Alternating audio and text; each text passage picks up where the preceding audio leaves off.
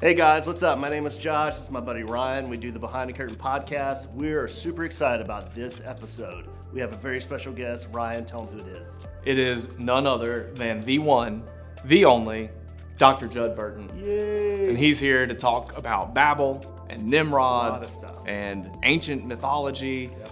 You know, because when we read the Bible, these are real stories, Yep. Josh. They really happened. And he's here to connect the dots for us, to tell us how what we know that happened in the Bible connects to things we have found in the real world, in archaeology, All that history, stuff. all He's that out stuff. on the field. He's done all the research, so we're going to let him talk. So stay tuned for that. It's a really good episode. Also, Josh has been working real hard on social media content, so if you haven't followed us yet, check us out on Instagram at behindthecurtainpc, and where else? TikTok. I don't know, the internet. Yeah, YouTube, TikTok, Behind the Curtain. No, BTC Mysteries. Yes. Yeah, different name on YouTube and TikTok. We're not using cue cards. So it's really good. It's really good. Yeah, it's going to be great. So make sure you listen, share it with your friends. And that's where you're going to find it. Go on the interwebs, on the internets, and share it. Yeah, share it, follow, like, and subscribe.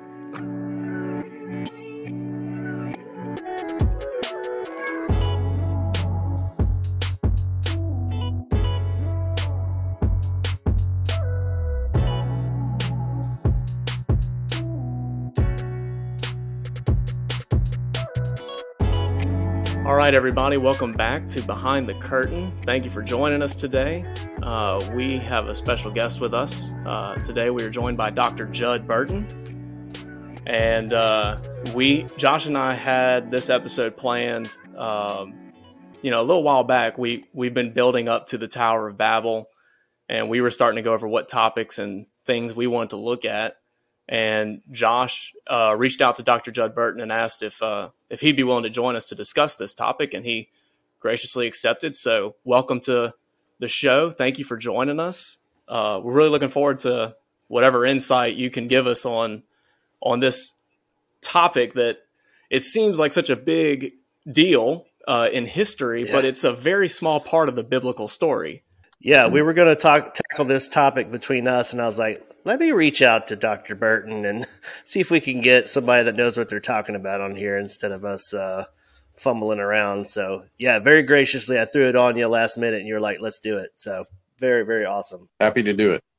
All right. So, first of all, a lot of our audience probably hasn't heard of you before. We may have mentioned you on the show because Josh and I, we've heard you on. You've done stuff with Derek Gilbert. You've done stuff with Michael Heiser in the past, and you've been on Blurry Creatures. So we've heard you speak several times. But would you just give a little introduction and kind of a resume for the people that maybe have never met you before? Sure. My name is Judd Burton. I'm a historian and anthropologist, and I've done most of my work is in the history of religion, specifically the ancient Mediterranean and the ancient Near East.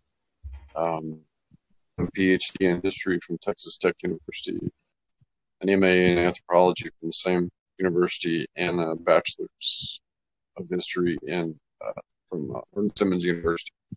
And my dissertation was on the religious history and sacred geography of Paneas, which is referred to as Caesarea Philippi in the New Testament, at the foot of Mount Hermon. That's such a crucial site and associated events to understanding the Genesis narrative, especially in the biblical narrative in particular. Currently, I'm the director and senior fellow of the Institute of Biblical Anthropology, and that's a quick rundown on who I am and what I do. And you like some rock and roll too, don't you? Yes, I cut my teeth on heavy metal. Awesome. Good Josh deal. is always looking for people to talk to about heavy metal and stuff. What we've been doing on our podcast, Dr. Burton, is we're heavily influenced by Michael Heiser's material, Unseen Realm, the Divine Council, that stuff. That's kind of what first inspired us to start the podcast, because in our circle of friends and our contacts, a lot of people had just never heard that material, you know?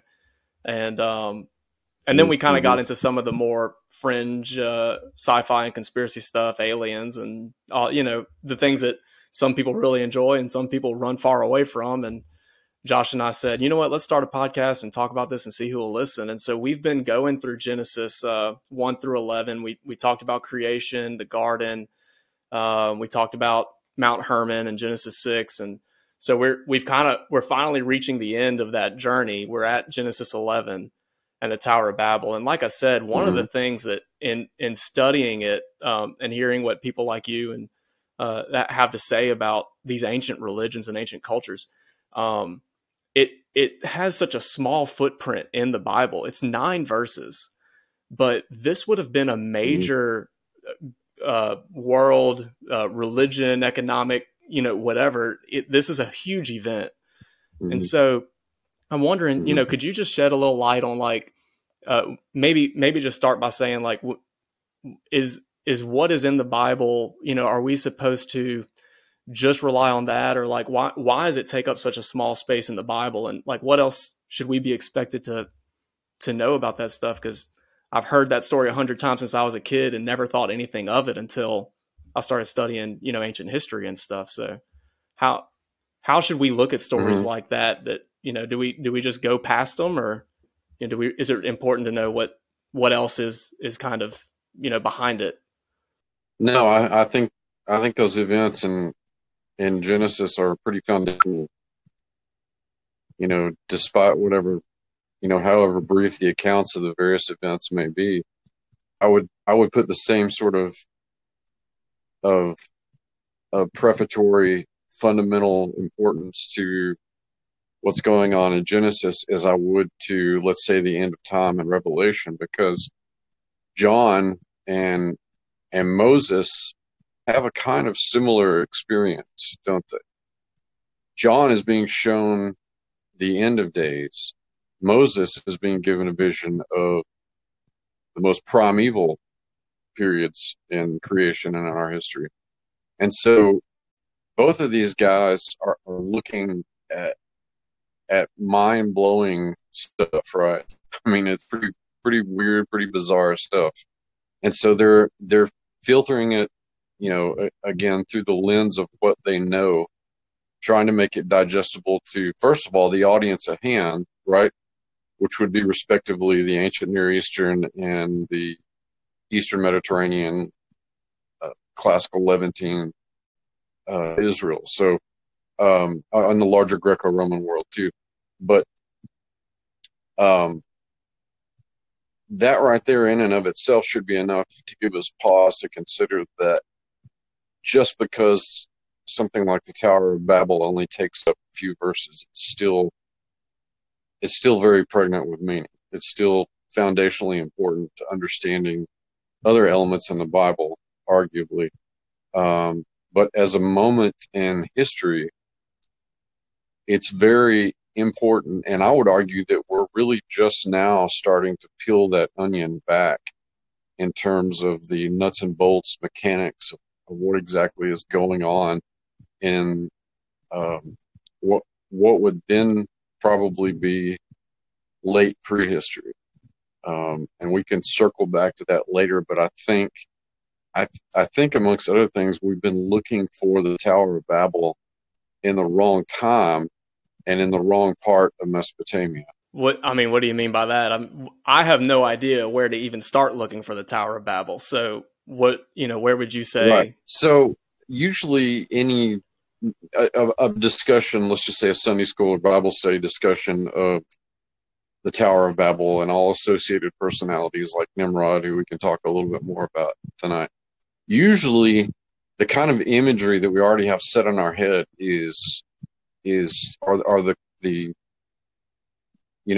high profile civilizations of ancient Mesopotamia, right? Whether it's the Sumerians or the Akkadians or the Amorite Babylonians. That's kind of the imagery and setting that most of us are sort of geared to. And a lot of that is baggage from work from early archaeologists like Henry Layard, who sort of painted that broad picture for the larger biblical world, the Mesopotamian part of the biblical world. But if we're to associate the Tower of Babel event with this, ceremony and a widespread, political control system, and perhaps even the ziggurat as a kind of platform for it,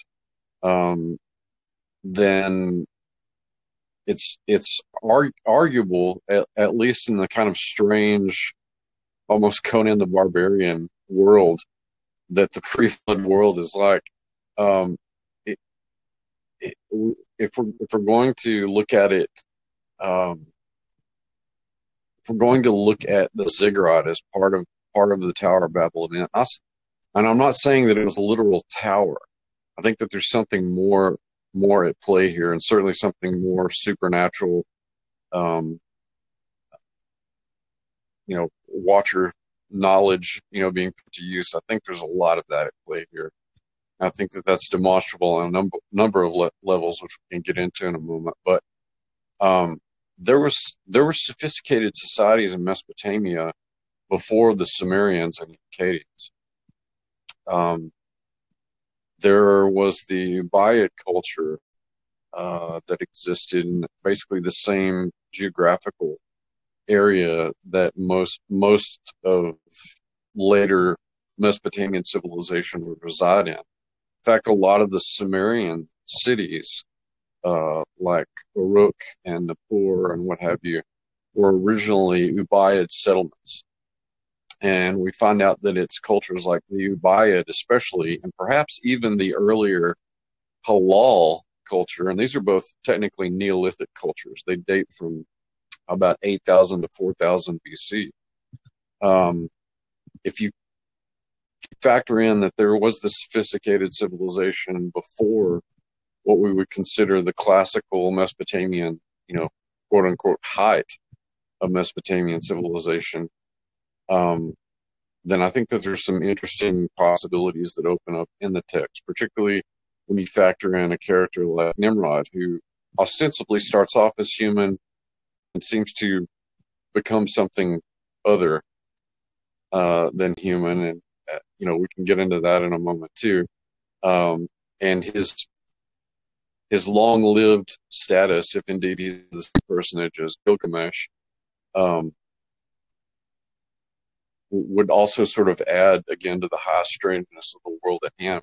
But again, if we're looking for societies that had the sophisticated knowledge and the social cohesiveness to build a sort of proto-empire, then I think you don't have to wait until the Sumerians arrive on the scene. You've got these earlier peoples like the Ubaid and those in the Halal, which, the Halal culture extends into northern Mesopotamia, as do parts of the Ubaid, but particularly the Halal culture extends into what would today be eastern and south central Turkey. So that brings us closer to the Noahic resettlement, in the late, what I would say is the late prehistory, and also this big language shakeup that takes place. That's the other thing that sort of makes me think that we're looking in the wrong time and the wrong geographical space for the Tower of Babel, because another interesting part of that passage is the confusion of languages. Right. Well, yeah.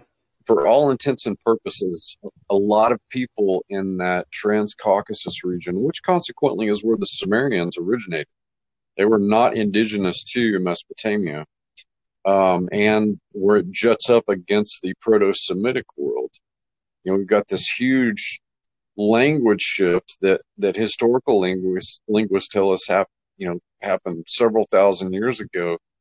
That's often referred to as the Proto-Indo-European language shift, in which all the branches, or virtually all of the branches of Eurasian languages sprang from this area. And so I think we're looking at a time when when people in that part of the world literally spoke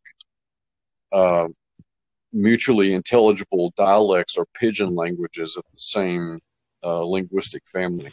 Wow. Okay, so that was actually something I wanted to ask you about, because I've heard people try to explain the story and say, well, the single language is a symbol or a metaphor, because if you're looking in Sumerian or Akkadian culture, there were already multiple languages. So you're saying it could have been something way before that. Yes, I think so. Well, and even the people that became the Sumerians, who refer to themselves as the Kiangir, brought with them elements of those early Indo-European roots in their language. And so I think, we have to. That's just sort of a rabbit trail. If we back up to that time at the language shift, that's we're talking about the middle of that period, basically, that I outlined, the Neolithic period. So I think that our target time, our target area, is somewhere in that Neolithic period, probably somewhere towards the middle of it. Because again, if we're to believe, and people can look this stuff up about Proto-Indo-European. There's a really good book by J.P. Mallory called "In Search of the Indo-Europeans," and there are some other linguists and mythologists who've done a lot of work on it too, like Marias Gimbutas is another one. But especially the J.P. Mallory book is a really interesting and easily digestible book that I would recommend to people if they want to learn more about this huge linguistic shift, that transition that happens. Cool. But yeah. So you're telling me that we didn't start with English? Right. It's in Star Trek. Right. God created English, and then all the other things, confusion came later. That's right. Yeah, and specifically the King's English, right? Yeah, the these and thous and all that.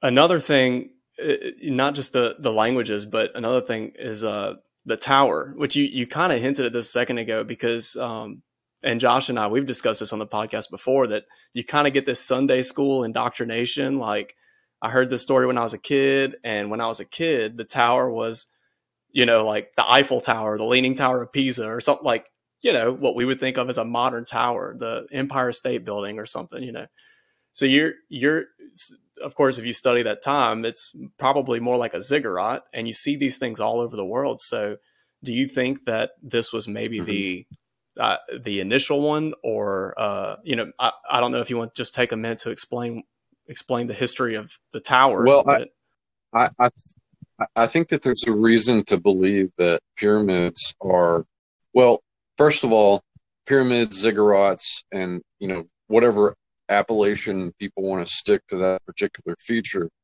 that kind of structure, they are found all over the world. And if you look at the literature on pyramids, most scholars tend to think that they're mountain effigies of one sort or another, particularly holy mountains. That's why you find at the tops of them, with some notable exceptions like the pyramids at Giza, but at the apex, or what would be the summit of these mountain effigies, you often find temple structures.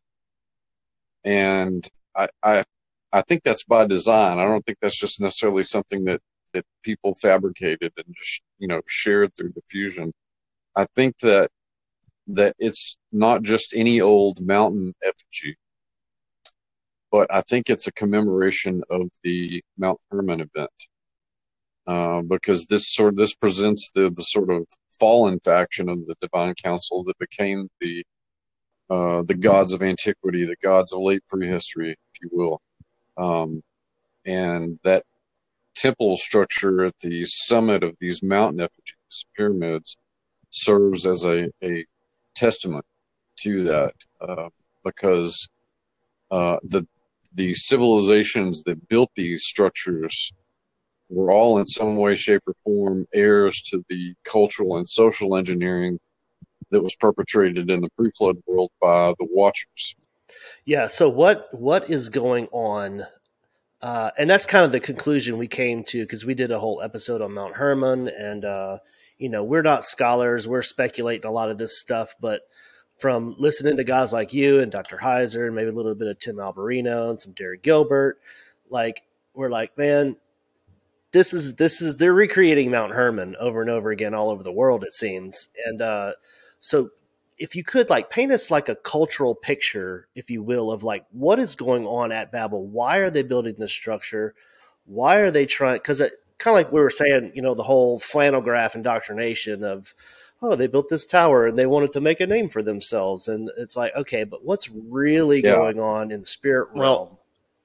And to tack this onto his question, if they're trying to rebuild Mount Hermon or make some kind of, something to commemorate it, they didn't learn the lesson the first time. I mean, why, that I feel like that's part of the, why would they do that question, Mm-hmm. Mm-hmm. Well, I think that, what's at play here in the Babel event is actually a repeat of something that probably happened in the late pre-flood period. My colleague, Dr. Aaron Judkins, and I have been working on this book on Göbekli Tepe in the Bible. Göbekli Tepe is a site that's made a lot of buzz in the media over the last 10 or 15 years. It's been characterized as the oldest temple structure in the world. And without letting too much of the cat out of the bag, because we want to preserve some of the mystery for the book when it comes out. Of course, yeah. One of the things that's interesting about Göbekli Tepe is that it's very close to the headwaters of the Euphrates, and so now we're in Abraham's backyard, because he was from Haran, which is right there in south central Turkey. In fact, there are a lot of people in Şanlıurfa, which is just down the road from Göbekli Tepe, that think that that's the Ur of the Bible. There's a good case to be made for that, and the city of Urkesh as well. But now you're also kind of you're in the vicinity of Eden, the country Eden, and specifically the Garden of Eden. And you're also not too far away from the mountains of Ararat, where Noah sat down after the flood. So it's a very biblically relevant, area that hasn't really been touched on a lot. That's why Aaron and I have been writing this book. But I say all that just to preface that I think there is not a Mount Hermon, but there's a Babel event taking place before Babel. That Babel is just in their attempt to thwart Yahweh's plan and knock him off his throne. I think they tried to do that with Göbekli Tepe, and there are a number of reasons that I think that the Göbekli Tepe and the surrounding sites qualify as kind of watcher outposts. And I'm not going along with the whole, Andrew Collins, sort of bare bones explanation about, well, these were humans. Watchers on the Nephilim were humans that culturally influenced the people that built Göbekli Tepe. I don't think that's the case at all. I don't think you can argue that, because the only time that you have the kind of cultural trajectory shift that you have in that 11th millennium, 10th millennium BC, because we were horticulturalists and farmers, or rather horticulturalists and hunter-gatherers for, ostensibly thousands of years, if not longer. And almost overnight, in terms of geologic history, we're building cities and erecting monuments and using sophisticated mathematics and engineering techniques. And now we're growing lots of food and herding animals. And that kind of culture change does not happen without the influence, often the negative influence, from an outside, more advanced, more sophisticated society. Although I don't subscribe to a lot of his ideas about evolutionary biology, I do think that Jared Diamond makes a great illustration of this in his book Guns, Germs, and Steel, when he talks about the conquest of the Americas by the Spanish, specifically Pizarro versus the Incan king Atahualpa. And in it, he lays out that there were all of these distal causes that happened thousands and thousands of years before the Spanish and the Inca ever met. That, you know, Eurasia was long east to west, so technology spread more easily. Animal husbandry and farming and metallurgy and all of that. And since they're around herd animals, they're inoculated against a lot of things, you know, like smallpox and anthrax. And they were made hardier because of the Black Death, you know, that finished off probably about a third of the European population. So the survivors had the strongest immune systems. And it was harder for civilization to spread in the Americas because you had all the different climates and landforms on a long axis, north to south. And so civilization and metallurgy and technology and things like that spread as quickly from Mesoamerica. And so there were literally thousands of years of stacking the deck via epidemiology and geography and technology that set the Spanish up. Not that they were braver or better, you know, necessarily better fighters than the Inca. It's just they had all of these advantages, so that by the time they get to the Americas, it's a combination of unconscious biological warfare and the use of this high technology, particularly the gunpowder and steel implements that they used. So, by way of analogy, if you use that same kind of logic, who was around to impact Neolithic culture, Mesolithic culture in an analogous sort of way?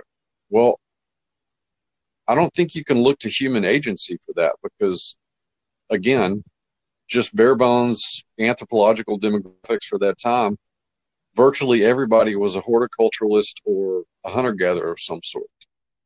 And so you had this drastic change with all of these associated events, like the die-off of megafauna and weird solar activity and climactic upheaval,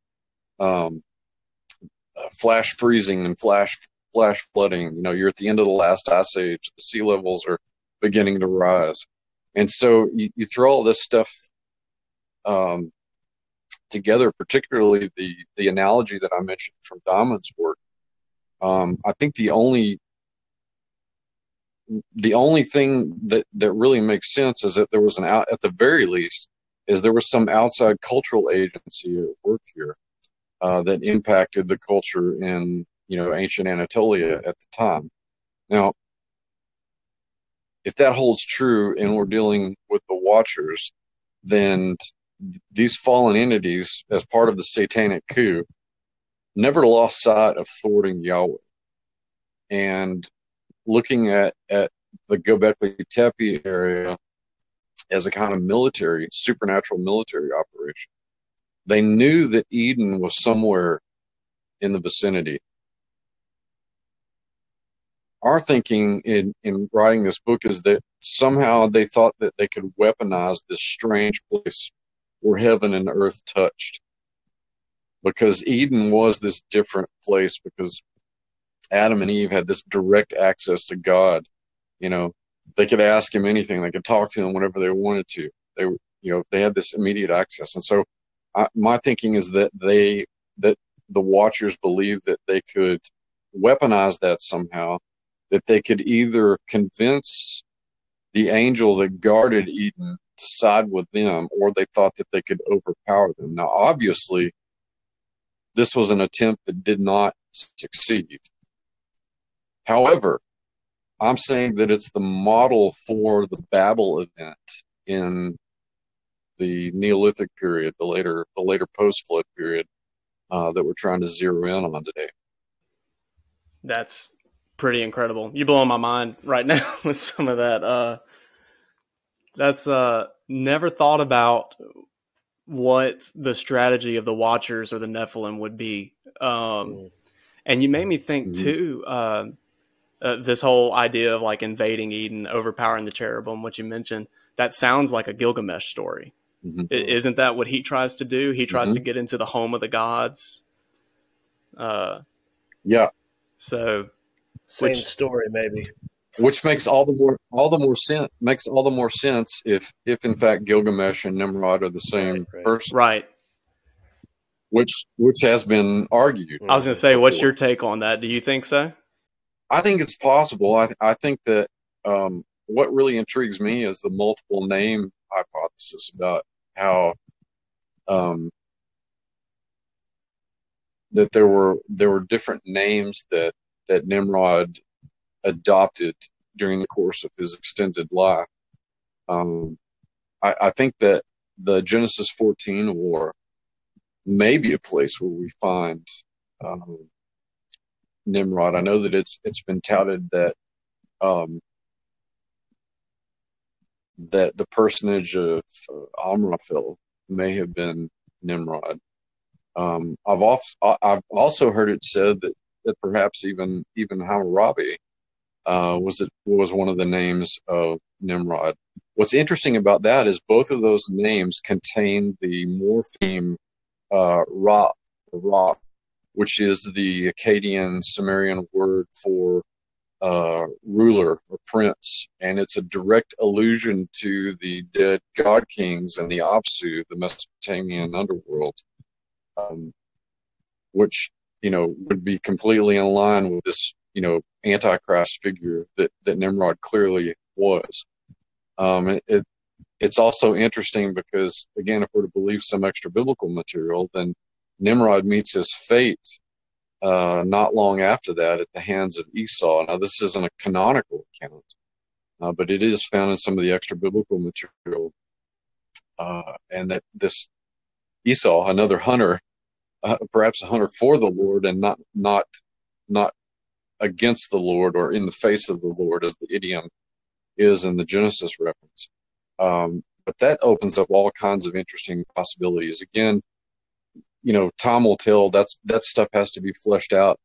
But I think that there's a workable hypothesis there in terms of. But yeah, I mean, clearly you're talking about two cultures: the Mesopotamian culture and the ancient Hebrew, the ancient Levantine culture, and they're telling stories about the same events essentially.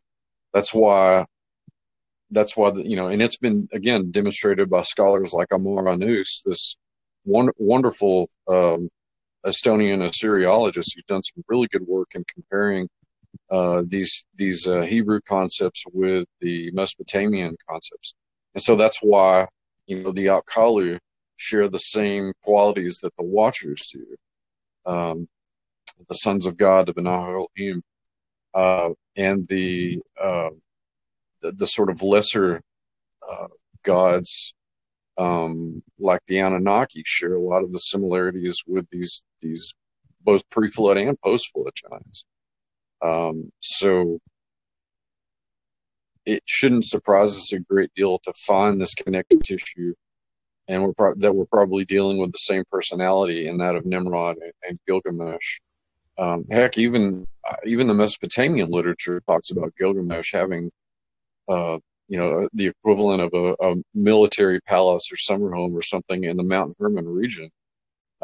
Ostensibly, that's where he and Enkidu went monster fighting against, what was it, the Bull of Heaven? Yeah. I think and Umbaba. Yeah. Yep. Well, and not just in that region. I was just watching Ancient Apocalypse on Netflix. Have you seen that or heard about that? Mm-hmm. I have. Mentioned, yeah, I watched it. He mentioned like the Aztecs had Talak. I don't remember how to pronounce it, but yeah, same thing, that there was a great flood, and then this awesome guy showed up and showed them how to rebuild society. So the fact that you have legends and myths like that all over the world, and then you have structures too, like the pyramids and ziggurats. I mean, are they just all telling the same story? Is that, are they remembering a shared? Well,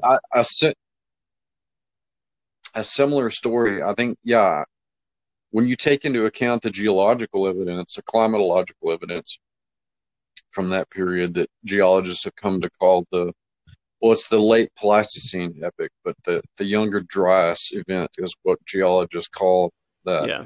I think we're looking at the circumstances for the Noahic flood there. Yeah, we're talking about an event, a series of events, really, that had such a tremendous impact on humanity that it seared itself into our cultural memory, and we're still talking about it today. We're talking about it right now. And if you look at the narratives, again, not to retread old tires, but if you look at the mythic narratives of flood events, you're going to find a lot of continuity without much variation. That doesn't happen. I mean, there's an argument to be made, I guess, if somebody is a Jungian or something, that there's something archetypal there, or if you're a Joseph Campbell fan, monomythic. But I think it goes beyond just that. I don't think the two have to be mutually exclusive, but I think that the event or series of events that happened in real space and time, otherwise you wouldn't have the remnants of it. You wouldn't have geology recording that these things happen. So yeah, we are. The thing that's interesting to me about Ancient Apocalypse is that, first of all, I think Graham Hancock he's always asked important questions. I think he's asking very important questions that your Orthodox academic community doesn't really want to deal with. But he's not willing to ascribe any sort of supernatural agency to these culture heroes that he's constantly talking about. And first of all, if you look at this material through the lens of the Bible, it really jumps out at you. But it's not just that. Second of all, if you look at it through the lens of ancient Near Eastern mythology, the supernaturalism comes out again. So it's very clear that the records that people preserved about these older stories, they all ascribe a kind of supernatural agency to these culture heroes. And it doesn't make much sense to me for people like Hancock and Andrew Collins and a number of these other people to want to make these very important, they're grandiose questions, but they're necessary questions. To be able to put these questions forward, but they're not willing to ascribe supernatural agency to these culture heroes. At that point, it just seems a little absurd to me that well, look, you've already tipped the boat, and right so, by asking these questions. Why is it such a stretch to say that there were these supernatural entities that intervened? I mean, now we're living in the quantum age where multidimensionality is not even really a debatable issue anymore. So the language of different spheres of the celestial that the ancients might have contextualized it in, we would call multidimensionality, whatever. And we're using things like quantum computing and particle accelerators and particle colliders that are literally opening, like quantum computing opens a window into another dimension, dumps the computing question into it, and then retrieves the answer from another dimension. These machines that take enormous amounts of energy to run and to cool. And so, I guess the point that I'm trying to drive home is really a classical anthropological point here, that science and magic are really not dissimilar. That the line between what we call advanced science, advanced technology right now, and what ancient peoples or even modern pre-industrial, pre-literate peoples would call magic. And it's something that anthropologists have been writing about for over 100 years now. That there's really no difference. It's just the level of sophistication, sort of circling back to the Jared Diamond analogy that I've made with Watchers and Göbekli Tepe. It's just the sheer sophistication and advancement over one body of knowledge has over another body of knowledge.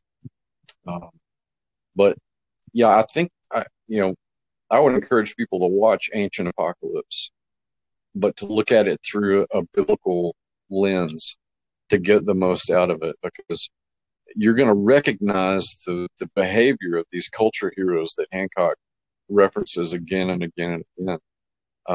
And they're the old assembly of the gods. Yeah, watching with a biblical worldview and him going across the world, and man, there's these giant megaliths, and the culture says that it was built by giants, but maybe they meant like giant in stature or character, and it's like he go to another one. Oh, this one said that it was built by giants. And it's like, yeah, maybe because it was built by giants. But yeah, it's yeah, that's it's a great example, because I mean, he says, well, they weren't really giant hominids; they were just intellectual giants. That's really not how the ancient peoples thought of them. That's what they use very specific language to describe. Now, I do have a question. So the Watchers, we've gone over that story, and we've talked about kind of the practical things that they gave mankind. Trading the knowledge. It almost seems, I love the way Timothy Alberino kind of explains it. It's like they illegally gave the culture of the kingdom to humanity, without God's blessing somewhat. And what do you think are the spiritual things that the Watchers maybe gave to humanity on, I guess, kind of touching on those high places of the mountaintops and the temples, and like what spiritually do you think is going on there? Well, again, using Second Temple period Jewish literature, like Enoch and the Book of Giants and the Genesis Apocryphon, stuff like that, to give us an idea about what the Watchers were teaching. It's this strange marriage of practical knowledge, like you mentioned, and ostensibly occult sciences. And there's actually not a lot of guesswork in Enoch, because it's spelt out pretty clearly, that it's a divination, and it's not looking at the cosmos as a cosmic clock, but rather it's trying to manipulate nature and use it for man's advantage. It comes out as astrology. It's bending, those occult sciences are all about bending nature, bending creation for selfish ends, whether it's the use of plants, as drugs and hallucinogens to connect with the spiritual realm, to communicate in a way that's forbidden by God, or the vast array of witchcraft that undoubtedly all the Watchers taught, but Azazel seems to have been the most culpable, because he's given the worst of the punitive measures handed against the Watchers. That's why his legacy is preserved, in the atonement sacrifice. Not that they're not worshiping Azazel, but it's a symbol of all sin being ascribed to Azazel and this punishment against the Watchers. And so there's those first humans that the Watchers taught were the first witches. They were the first necromancers and diviners. And so this is the family of occult sciences and supernatural knowledge that's given to humanity. Again, completely perverted. The whole package that's offered by the Watchers is just like anything else in the demonic realm, is what Yahweh offers, but flipped on its head. It's this counterfeit, upside down version of God as the good, loving, perfect, just king. What the Watchers present is a system of despotic, central, autocratic rulership, bloodthirsty paganism, worship of them, but worship of the self as a reflection of them. It's this shadowy reflection of what was intended, but the Watchers collectively and the other cabals of angels that sided with the satanic coup, they twist that for their own ends, and they present it to humanity as a measure of control over. Yeah, and our studies in this what some have called the Golden Age, when gods walked among men, that we've been trying to paint for our listeners a different view of that age, of that. I like how you mentioned Conan the Barbarian. I often think of like Wrath of the Titans or Clash of the Titans. Like it was a wild show going on with hybrid type things, maybe walking on the earth. And I love the way Rob Skiba talked about some of that stuff. And you got some crazy creatures, and we often think of like God. I've heard the criticism of, how could God flood the earth and kill everyone? It's like, well, I don't know. I think he was saving humanity from the amalgamation that we have created, this hybridization of blasphemy really across the earth, and he wiped the slate clean. But yeah, it's interesting stuff. Yeah. I mean, it's an exotic and different world. Like I said, if you look at the pre-flood world, the Genesis pre-flood world, like John is seeing the end of time, they're both strange and otherworldly. Kind of to tie into what he's saying, that God had to save humanity and kind of, take care of the Nephilim and whatever else was running around. Maybe these giants show up after the flood. We talked about that a little bit already. And so I guess I had kind of two questions there. Do you think that there was a similar Watcher event that happened again after the flood, or did they kind of chill out after that? And then the second thing would be, how did these giants return if there wasn't a second Mount Hermon event? Are these the product of something else? I think my response will answer both of those questions. I think that the likely culprit here is a second incursion, another or multiple even Mount Hermon kind of events. I almost, and I know that there's some people that argue, on the genetic basis that somehow Noah's purity in his generations did not extend somehow to the wives of his sons, and that's how the Nephilim were able to, or the giants were able to sort of reboot their line in the post-flood world.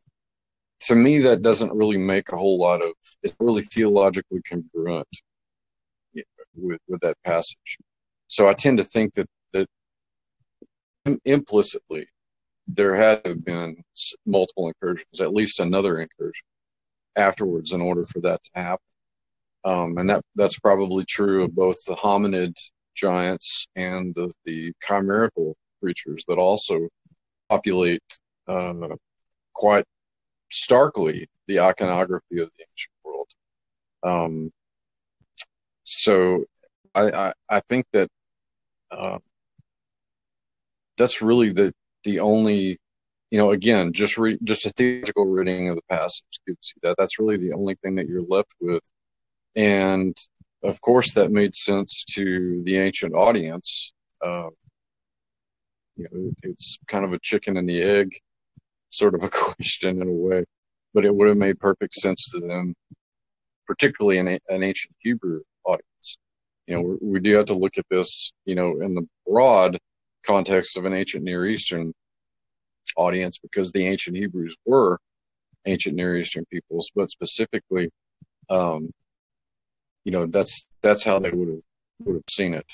So do you think that, try to ask this in a way that makes sense, when the Bible talks about Nimrod, is that, and the Tower of Babel, is that just a polemic against stories that already existed, or Like, are we to believe that they are telling about the actual guy and the actual event? Well, it's hard to say if it's a polemic, I think. In a way, it kind of is, but it's probably more of a clarification. Because, again, we're talking about peoples that would have been, in the case of the writers, would have been heir to these stories. And Moses had, of course, had a special revelation about these events. And but I think more than a polemic, it's a clarification, because to an ancient Hebrew audience, an audience in the ancient Levant, they would have been familiar with the Mesopotamian versions of these stories. They would have been familiar with the regional versions of these stories, and so it's really more of a clarification than just a direct attack, like a polemic would be. Gotcha. But it does it serves the purpose, just in terms of functionality. It does sort of serve the purpose as a polemic. Right. It kind of makes me think of Paul when he goes to the Areopagus, and he's clarifying, all the gods and all the statues and all the things they're worshiping. He's like, let me tell you about the unknown God that you have here. Let me clarify for you what's true. Pretty interesting. I've heard people try to explain that that parts of the Old Testament like that, or like Adam and Eve or whatever, that they're not, we shouldn't take them literally as real people and real events. And so I think that's where the polemic question comes in. I believe, like you said, that they're addressing something that actually happened, and they're trying to set the record straight, and there's not really, I know we have Gilgamesh, we discussed that, but like Nimrod doesn't really come up in any other historical accounts, correct? Is that? Now, you mentioned something about Nimrod like becoming something else. What's the story on that? Well, he's described as a Gibberim, a mighty one, which we know, again, depending on the context, that could be like David's mighty men. They could be human. They might be something other than that. They might be something monstrous and gigantic. And that seems to be the case with Nimrod. It's certainly an idea that's fleshed out in the extra biblical accounts that we have about Nimrod. As I noted before, there's been a fair amount of scholarship linking Gilgamesh's identity to Nimrod, but that name shows up in the Hebrew accounts. But it's the attributes, the semi-divine pedigree and the odd genetics at work, and the despotic behavior, the hunting facet.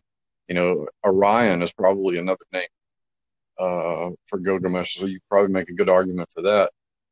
And when you consider how important Orion is and celestial alignments of certain ancient megaliths, it sort of makes you wonder. Now I'm venturing into a little bit of speculation there, but I think that the sort of the cement that holds that connection between Nimrod and Gilgamesh together are the behavioral traits, the characteristics, personality traits.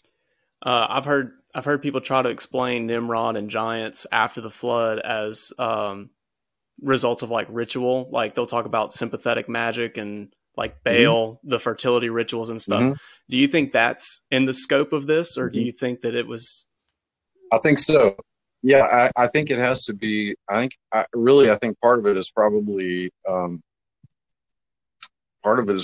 required watcher knowledge of some kind, because there's some interesting accounts, particularly in Jubilees and Jasher. I think it's in Jubilees that talks about Canaan, or Faxit's son, rediscovers or he finds watcher writing on a rock, and he's able to decipher it because it had been passed down, knowledge about them had been passed down through his line. Well, Nimrod is also in that familial line, and it makes sense to me that whatever they found, whatever Canaan found, in that collection of Watcher texts, probably had something to do with this transformation that Nimrod undergoes, becoming a mighty hunter toward the Lord, or in the face of the Lord. Do you think that still happens today? Because it seems like it's always labeled conspiracy theory, but I mean, the cabal of the behind the scenes, behind the curtain group or organization or secret society, they're always bent on hidden and secret knowledge that gives them power and they can rule it. It just sounds like Watcher stuff over and over again. This knowledge, I think it has to be, and the temptation is to sort of, marginalize those kinds of stories and write them off as conspiracy theory until you talk to people who were actually born into, some sort of tradition. Some people are actually raised in these satanic traditions. They're groomed to be a functionary of one sort or another. And the stories that you hear, that I've heard, coming out of people who have escaped that life or left that life, sound a lot like some of the things that are recorded about the pre-flood world and the early post-flood and antique worlds. So I would say that so much of that is possible now, not only through, not just the kind of high ritual magic, but thaumaturgy that does go on in these secret cabal that have a number of different names. But we now have, here again is that mixture of arcane occult sciences with practical scientific knowledge. Now we have the genetic know-how to engineer, basically anything that the mind can conceive of. Now, on the one level, there are seemingly innocuous things like this company, Incutil, that's supported by the DoD and the CIA. They basically make custom biologics for the people that fund them. One of the things that they want to do is to recreate and clone a herd of woolly mammoths and put them in a park in Siberia. I saw a thing about that. So basically they want to start Jurassic Park like they hadn't watched the movies. Well, yeah, exactly. I mean, we have no idea what will happen. We have no idea what pathogens are preserved in the samples that they were using. Another thing, if you thought that was weird, another thing they want to do is to create a population of Neanderthals and give them their own culture and political authority. And then it gets even stranger because they speak in these vagaries about these custom biological creatures that can be created to be used for the whims of whoever their funders and buyers are. Well, when you consider, passages in the New Testament, like when Jesus is talking about the end times will be like the days of Noah. Well, there were still megafauna when Noah was around. There were probably not Neanderthal hominids still around. They had probably died off, but there might have been some remnant populations. The point that I'm making is not only were there these megafauna there, but there were also these chimerical creatures that were left in the wake of the Watchers. And so now we're at the point where, conceivably we could do that. That could actually happen. That's so wild, man. So that if that doesn't blur the line between science and magic, I don't know That what isn't does. the days of Noah.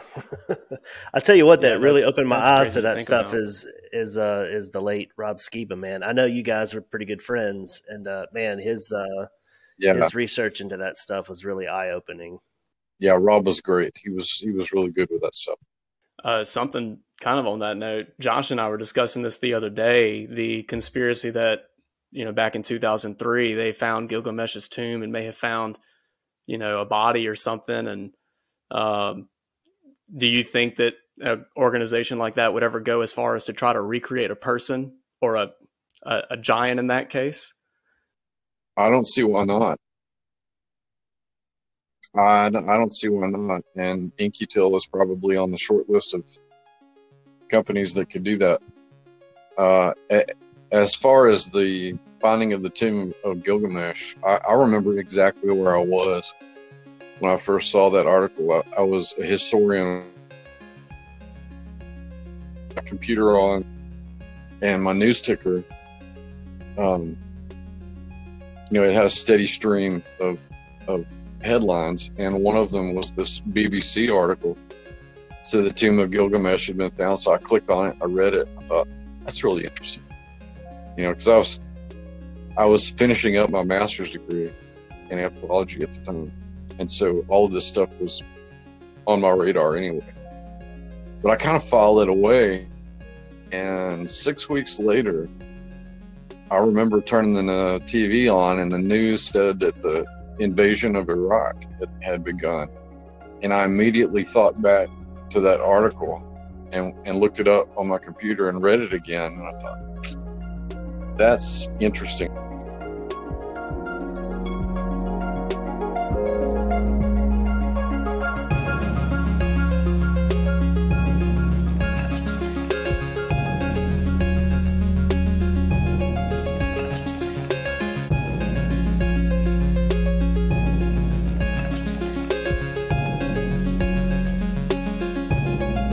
All right, wasn't that incredible? We are so thankful for Dr. Judd coming on. So good. And yeah, I don't know if you caught this there at the end, but we actually lost connection. We had some technical difficulties, and was that coincidence? I don't know. The content we were talking about was getting kind of hairy, so you never know what. Just saying, what Big we're not the Brother- only ones that have ever thought that before. Big so Brother kind of flipped the switch on us, maybe, but. go subscribe, go follow us. We're on Instagram, Behind the Curtain PC. You can email us if you want to reach out to us that way, but Josh checks Instagram messages, and we're also on Twitter and TikTok and YouTube. We're everywhere that's the interwebs. Yeah, so go find us, share it with people that you think would be interested as we dive into these biblical truths and connect them to some of the fun, fringe, peripheral theories that are out there. Oh, yeah. And thanks again to Dr. Judd Burton. We're going to be calling and Yeah. checking on you, buddy. Make sure they didn't get you. Yeah.